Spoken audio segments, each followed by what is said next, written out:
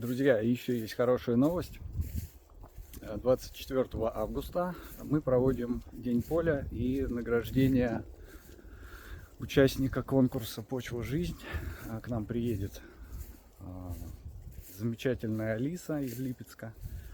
Мы ей расскажем о том, чем мы занимаемся, расскажем о растениях.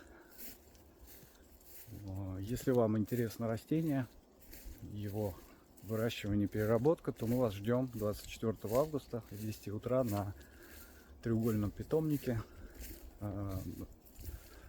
Точную локацию и схему проезда мы опубликуем отдельно. Будем рады вас видеть.